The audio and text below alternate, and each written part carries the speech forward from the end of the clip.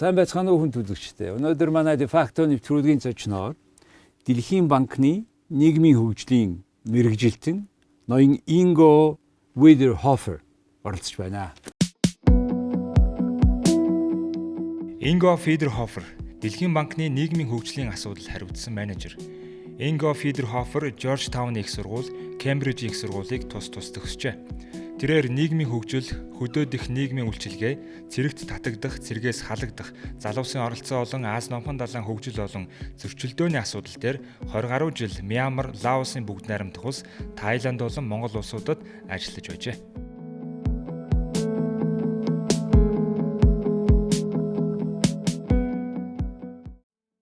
Good afternoon, sir. Good afternoon. You have been coming to Mongolia. You are busy with the project initiated a long time ago. Let's talk about the project. What is that project is about? When it is started, and please tell us. Yes, thank you for the opportunity to share a little bit our experience on the Sustainable Livelihoods project, which is now in its third phase.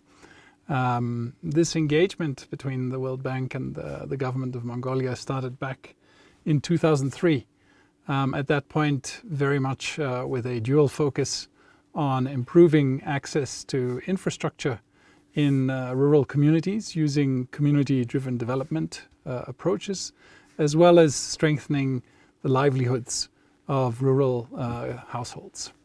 Over time, the project evolved, in particular in the period between 2011 and 2014, after the adoption of the modified integrated budget law and the establishment of the local development fund, the SLP was essentially reoriented to begin to focus on supporting the quality and effectiveness of this local development fund, or LDF.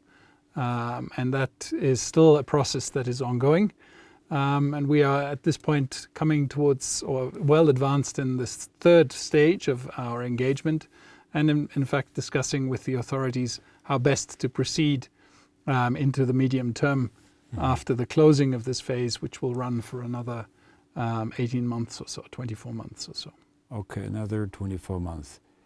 We talk about World Bank contribution to changing Mongolian rural area, create more livelihood, and it was and it is still very hot issue, of course. And now you said it is at the level of 3. What overall you would rather give evaluation of the general project you have completed so far? So I think that's it's a very good question. I would say that the local development fund as an approach from the government of Mongolia to essentially decentralize financing for capital investments down to the IMAG and SUM levels is a very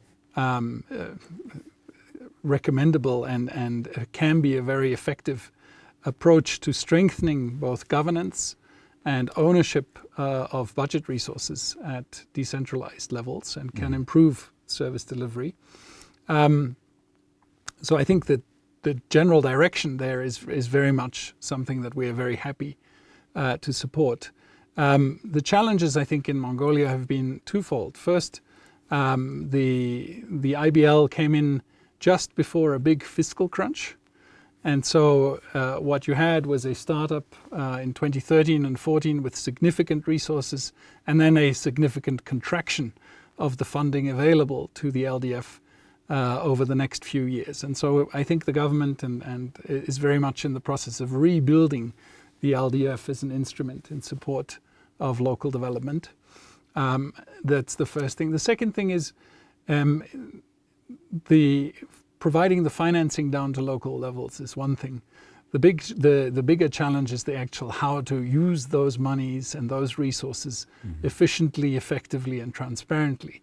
And so I think a big push and effort under the SLP3 in particular has been to help the government put in place the systems that will allow for that, as well as systems that would foster community participation and citizen engagement in the processes as was envisaged in the LDF concept, and building off, I think, the experiences of the SLP 1 and 2, which very much worked with communities. Very interesting. You have exactly gave two characteristics. Yes, 2011 was just before bigger crunch. In fact, 2011 was the highest growth year of GDP of Mongolia. Since that, it was just 19% or so about. And then since then we go down. Probably also because that time was because the mining circle, different circle. It was at the peak of the circle. Now I think the things go into more normalization. Don't expect so much hikes and pikes. Now, the second you said about the community participation. Yes, decentralization is more or less made. Still a lot to go.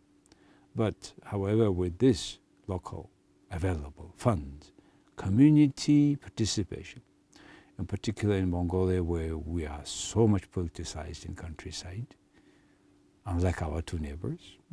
So that's the question. So in terms of community participation, since 2011, what are lessons you learned and what we still to improve, in which way, how?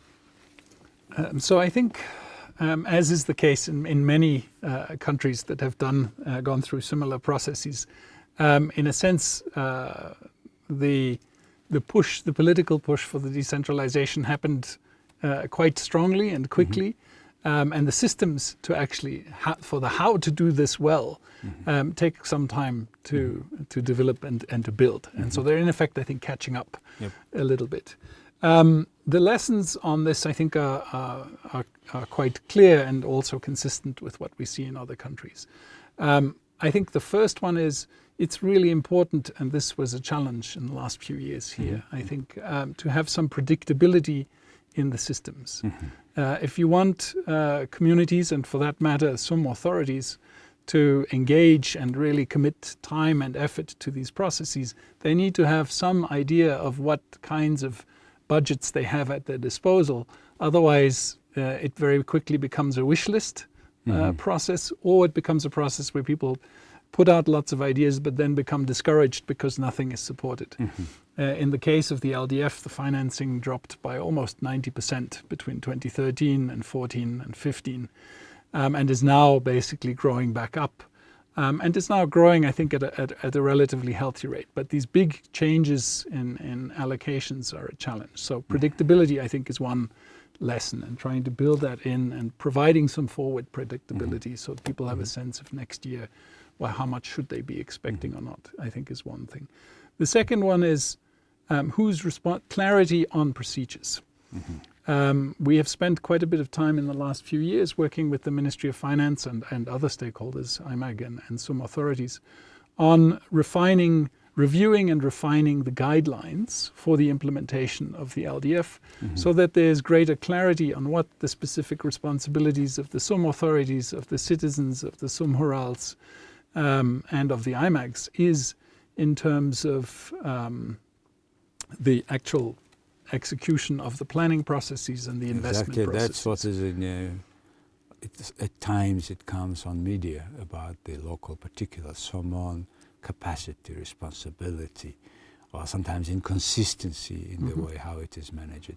Say, I have one statistic which says that Mongolia spent through this local development fund money 655 billion tugrik in 2013 and 2017, which on the average would come to, say, as you said, it was not equal, but however it is average some for 4 years would be around 150 or 150 billion MNT per year.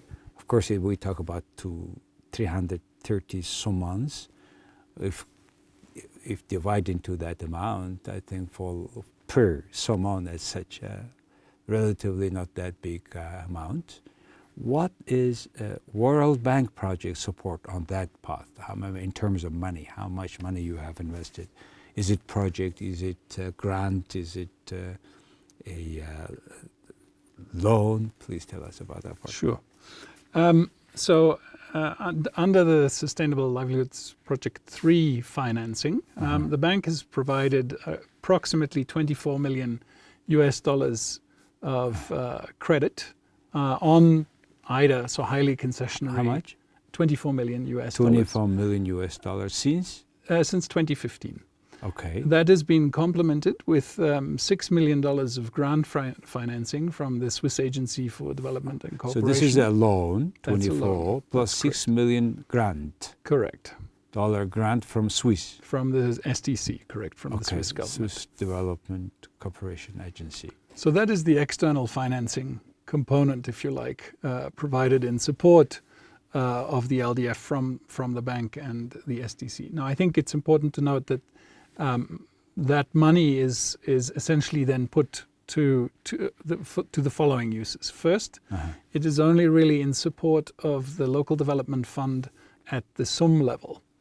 That is typically about, or at this point in time, it's around 30% of the total LDF allocation, that the budget allocation that the government makes. So 70% stays at the IMAX, more or less. 30% goes to the SUMs.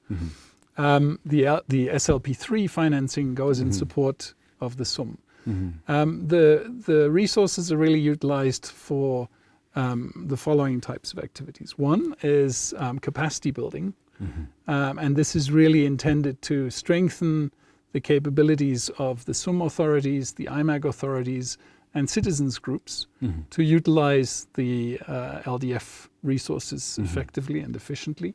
That also has, for example, supported the revision of the LDF regulations. Last year, 18 months ago, there was a significant modification of the regulations around the LDF to provide greater clarity and guidance, more specific guidance to authorities and citizens on how the LDF should or should not not be used.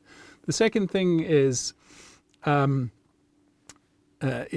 called performance-based grants. Okay. So we have put money into essentially grants that serve as an incentive to SUMs to perform well or to perform better on LDF execution in order to get a bonus, a 25% increase of their allocation for the following year by improving things like community participation, their execution rates, the monitoring and evaluation, 6 different criteria, and transparency of the LDF resources.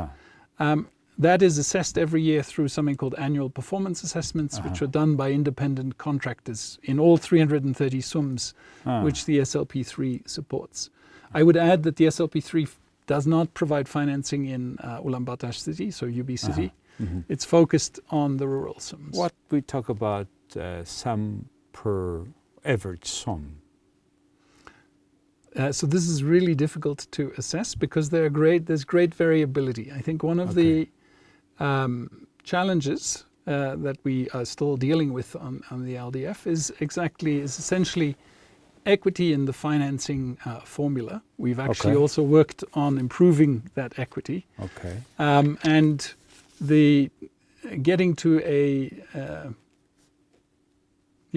sort of more predictable dollar per capita allocation.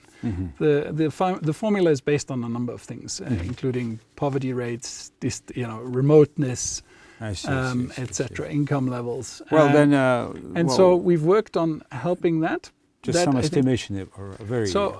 I think the range, the typical range is somewhere between $7 and $15 per capita per year. But that has been, because of the difficulty and the predictability, hard to maintain. I think that is what we are working towards now.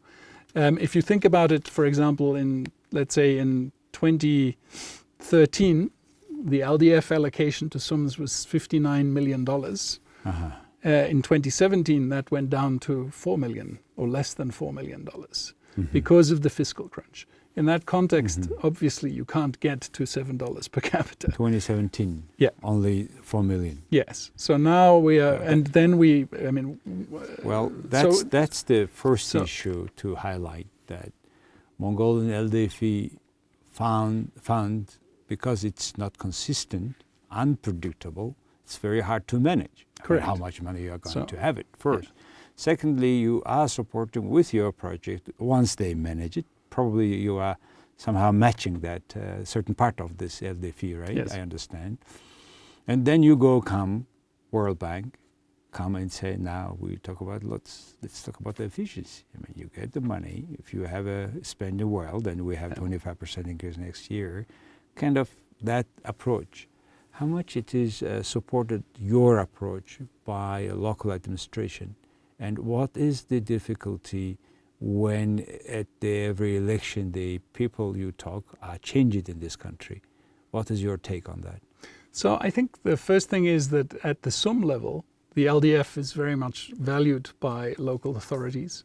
In particular, and in the majority, I would say, of SUMs, especially those that don't generate enough of their own revenues to have surpluses, right? So some SUMs, some IMAGs, especially some of the mining IMAGs, are relatively wealthy. Yes. But many are not. And for the ones who do not have a lot of their own self-generated revenue, the LDF is a really important source of capital investment. The second thing is, of course, continuity of personnel is something that makes implementation easier. And the election process in that context can be disruptive. It requires retraining of new people, relearning, etc. There are trade-offs to be had there.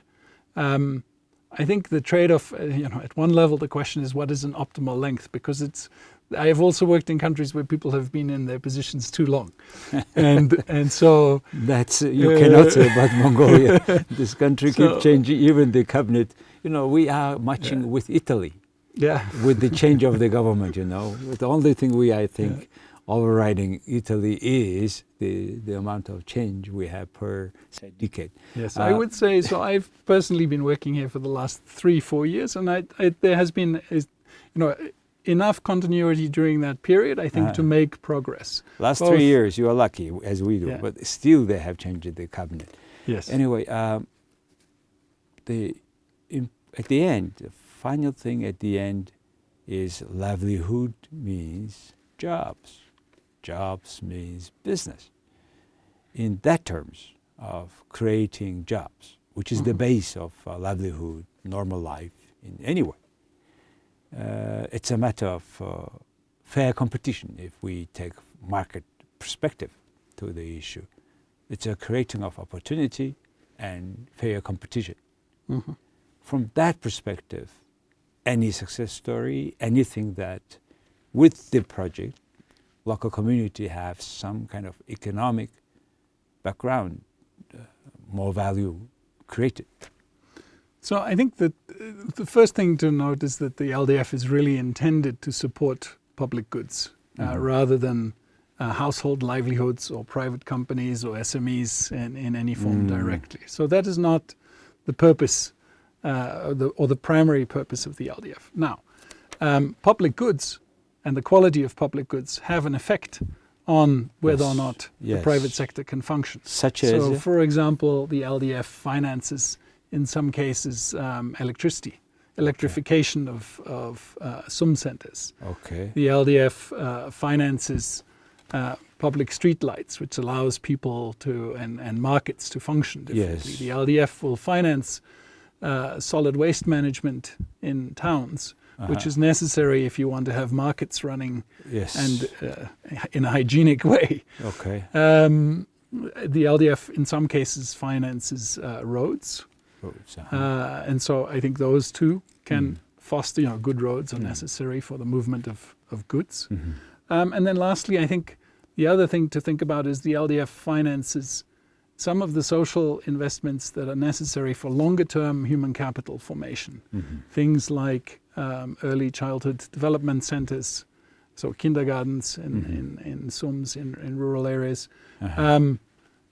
the rehabilitation or expansion of school buildings or school equipment, and playgrounds and things like that, which I think make a big difference to the quality of life and people's perception of their well-being, which also are necessary, I think, framing conditions for this list growth. is quite impressive and important for private sector also, because they have public goods, services to share. And obviously, because it's 320 more or so units you are working, it should be not that easy to particular highlight a SOM, but in spite of that, any particular case where you have visited, where you saw substantial changes in particular SOM, any that kind of example? Let me think. I have had the benefit of visiting a good number of SOMs over the last 3 years. I've been to the far west and the far east and the far south of the country. I think the big change, or where I see it making a real difference, is in things. So in the last SOM I went to, and it was Center West. I forget the name of the SOM, but they had financed an early childhood center. Okay. And essentially replaced an old one, which was right next door. We'll send you the photograph. Kindergarten. A kindergarten. Now, so the value of this is, right, first the children are taken care of and get access to early childhood. The second thing is these were between 2 and 6. 2 and 6, okay. So it was that kind of range. Second, it frees up the parents and the mothers, in particular, to do other things. How many kids were about that? So in the day I was there, I think we saw about 14 children. In SOM center? No, this was outside. Outside SOM? Yeah. Kind of bug? Yes. Smaller unit? Yes. Yeah. And were this kindergarten in accommodation-wise geared, or it is some log house? No, it was a newly constructed concrete building. Concrete building. Yes. Yeah. Who constructed? Which money? So this was a combination actually of LDF resources, and the SOM governor had been able to leverage the LDF resources with some money from a charity and some of his own other budget to put together a financing package that allowed him to put together this building. So this is in Uburhangaemag, Batulji SOM, nearby waterfall SOM. Yes. And it is a one bag, the smallest administrative unit of the country. So, yeah. And where they have a kindergarten, which was made with your help and the budget, that they also had the SOM had leveraged on that, created a kindergarten for 14 kids. There may have been more, but the day I was there, that's what I saw. Do you think it is kind of applicable, that similar model, to other SOMs? And yes. How? I've seen it. I've seen these types of things in other SOMs as well. So this is not a one-off. Some kindergarten is not only the issue of the accommodation. It's a matter of also food. And particularly at this age, if the children get, good nutrition, which sometimes otherwise cannot be provided by, say, their home, in that terms, if there is any consideration? In terms of so I certainly calories. think it's a good point. It's not something that the LDF would per se finance. I do have certainly in the places actually that I've been to, we've quite frequently seen children eating, and it's looked quite good. So I think that you're right. These places can provide better nutrition for children than otherwise. I think now whether that is tackled systematically or not, I just don't know. Well, that's a big also concern in the country, in Mongolia. We have a program called School Lunch, for example. It was School Tea, the program, but from last year it's School Lunch. But we don't see substantial changes in spite of increase of budget for those programs. So I was personally suggesting, I was writing a program called School Milk It turned out China used it effectively. They just said, we are planning in terms of money, input. China, Thailand, several other countries plan in terms of physical unit. 2 cartons of total probably 400 grams of milk for every child every day. So we are suggesting this because it is a matter of kali, it is a matter of right nutrition. Chinese children grown up now 10 centimeters for the last 20 years since the program on the average. Taller, more fit, with white teeth. That's why I was suggesting the program. So with your program also, because we talk about the future of Mongolia, if the children cannot get the right food. Anyway, my last question is about overall with your project, since you have been visited, you are responsible in Asia Pacific, the region for this kind of program. What are the particular things you think Mongolia should improve in order to have the best benefit of this project? So, I mean, the first thing I would say is that I think the Mongolian program has already come quite a long way in the last few years. There have been substantial investments made in capacities at the SUM level, at the IMAG level, and in clarifying things like the allocation formula and the how-to guidelines of what it can and cannot be used for. I think the other thing that has improved quite a bit in recently is the communication around the project, or around the local development fund. So I think that there was relatively little awareness of how it worked, and I think that is improving in the last year or so as the government invests in this. I think the areas for further improvement really, and we've talked a little bit about some of them already. The first one is predictability. So how can you try to put in place a system that where you have less volatility in the forward planning so that people can predict, and in particular a year or two ahead. So that's one.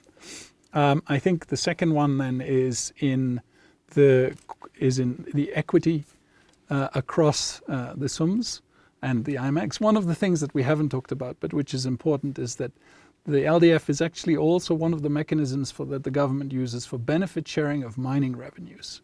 So to redirect and make sure that rural SUMs benefit from some of the mining income that the government has. Yeah, here we have some problems. Now, the question of what should be going to mining origin revenues, SUMs and other SUMs, is obviously a sensitive question.